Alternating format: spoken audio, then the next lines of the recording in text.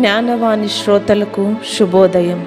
ఈరోజు మనం ధ్యానించబోయే అంశం జపమాల, దాని దైవీక మూలం. స్పెయిన్ దేశంలో 12వ శతాబ్దంలో జైన్ అనే స్త్రీకి ఒక దర్శనం కలిగింది. దర్శనం కలిగేప్పటికీ ఆమె ఒక గర్భిణి. దర్శనంలో ఆమెకు ఒక విషయం అర్థమైంది. అదేమిటంటే, తాను ప్రసవించే బిడ్డకు సంబంధించి ఒక పరలోక సంబంధమైన విషయాన్ని గూర్చి ఆమె దర్శనంలో చూసింది. ఆమె ఒక చాలా భక్తివంతమైన స్త్రీ. ఈరోజు మనం ఆమెను బ్లెస్సెడ్ జైన్ ఆఫ్ ఆజా అని పిలుస్తున్నాం. 1170వ సంవత్సరంలో జైన్ ఒక బాబుకు జన్మనిచ్చి ఆ బాబుకు డొమినిక్ అని పేరు పెట్టింది. ఆమెకు కలిగిన దర్శనంలో ఆమెకు కనిపించిన విషయాలు ఏమిటంటే, జ్వలిస్తూ వెలిగే నిప్పు దివిటీని నోట పట్టుకున్న కుక్క ఆమె గర్భం నుండి ఉద్భవించినట్లుగా ఆ దర్శనంలో ఆమె చూసింది. ఆ కుక్క ప్రపంచం అంతటా పయనించటం మాత్రమే కాక ప్రపంచాన్ని అగ్నితో మండిస్తుంది. తన కుమారుడు డొమినిక్ ఒక రిలీజియస్ ఆర్డర్ అనగా మతపరమైన సంస్థకు స్థాపిస్తాడని, ఆ సంస్థను ఆర్డర్ ఆఫ్ ప్రీచర్స్ లేదా డొమినికన్స్ అని అంటారని ఆ సమయంలో ఆమెకు ఏమీ తెలియదు. క్రైస్తవ మత సత్యాలను మరియు మరియ పరమరహస్యాలను ఉత్సాహంగా బోధించటం ద్వారా యేసు ప్రభువు పట్ల ప్రేమతో ప్రపంచాన్ని రగిలించటమే డొమినికన్ల లక్ష్యం. కాలక్రమేణా లాటిన్లో పదాల ఉచ్చారణ మూలంగా డొమినికన్లను తరచుగా డొమినికెన్స్ అని సంబోధించేవారు, అనగా డాగ్స్ ఆఫ్ గాడ్ అని పిలిచేవారు. తన తల్లికి కలిగిన దర్శనాన్ని నిజం చేస్తూ డొమినిక్ ప్రపంచం రహదారులు, అడ్డదారులు, స్వర్గపు వేట కుక్కల వలె ప్రయాణిస్తూ మత విశ్వాసం నుండి దారి తప్పిన వారిని పసిగట్టి వారి మనసులలో నుండి ఆ చెడును నిర్మూలిస్తూ మంచి విశ్వాస బాటలోనికి తీసుకొస్తున్నారు. అందువలననే సెయింట్ డొమినిక్ చిత్రాలలో ఎక్కువ భాగం సెయింట్ డొమినిక్ ప్రక్కన వెలిగే కాగడాతో ఉన్న కుక్కను చూస్తాము. చీకటిలో ఉన్న ప్రపంచాన్ని వెలిగించటానికి బ్లెస్సెడ్ జైన్ కుమారుడైన డొమినిక్ ద్వారా ప్రపంచానికి ఇవ్వబడిన ఒక అద్భుతమైన జపమాల.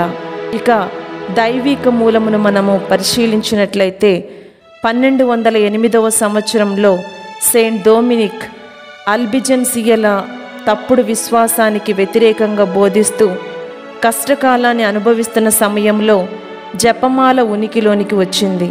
అల్బిజెన్సియన్లు ఎవరు అంటే, క్రైస్తవ మత విశ్వాస సత్యాలైన యేసుక్రీస్తు జీవిత మరణ పునరుత్థానం యొక్క పరమ పవిత్ర రహస్యాలను తిరస్కరించే ఒక మత విశ్వాస వర్గం.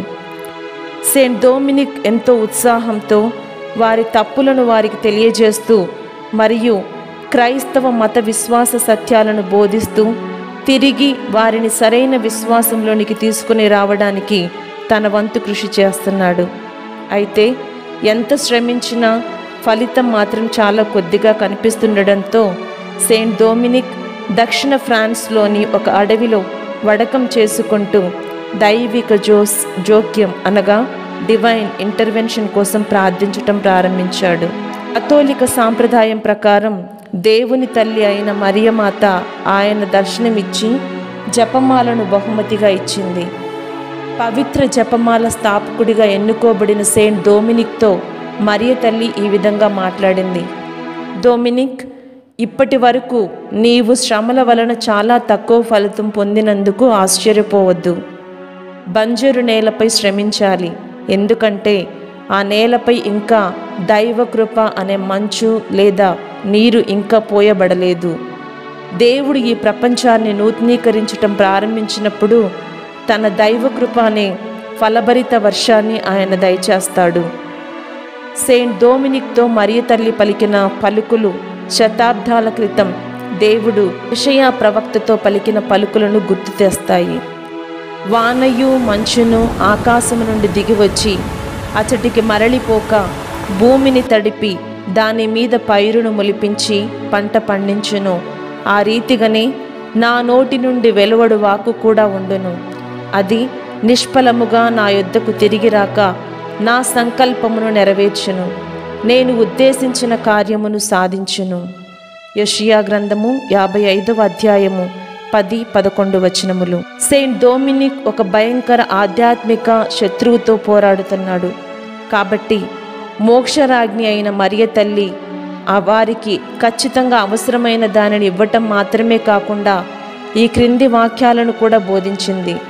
ప్రియమైన డొమినిక్, ప్రపంచాన్ని సంస్కరించటానికి పరిశుద్ధ త్రిత్వం ఏ ఆయుధాన్ని ఉపయోగించాలనుకుంటున్నారో నీకు తెలుసా?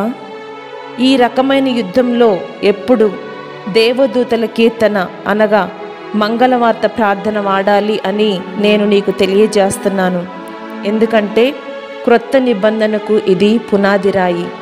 కాబట్టి ఈ కఠినాత్ములను చేరుకొని వారిని దేవుని కోసం గెలవాలి అని అనుకుంటే నా ఈ మంగళవార్త ప్రార్థనను బోధించు అని పలికారు. మరియ తల్లి పలికిన ఈ సాల్టర్ అనేది ఒక సాధారణమైన భక్తి మార్గం అని ఎన్నో శతాబ్దాల నుండి వాడుకలో ఉంది. ఇది సిస్టర్షియన్స్, కార్తూషియన్స్ అనే సన్యాసులు అభివృద్ధి చేసినటువంటి ఒక భక్తి మార్గం. ఇదేంటి, ఎలా ఉంటుంది అనంటే 150 మంగళవార్త జపమాలు. ఈ 150 మంగళవార్త జపాలకు జపమాల రహస్యాలు కలపబడలేదు, ధ్యానాలు కలపబడలేదు. అది ఒక సువార్తిక సాధనం అని కానీ ఆధ్యాత్మిక ఆయుధం అని కానీ అనుకోలేదు. మఠాలలో మంగళవార్త జపాలను ప్రార్థించటం అనేది దేవునికి ఇష్టమైన పని మరియు మరియను గౌరవించే అద్భుతమైన మార్గం.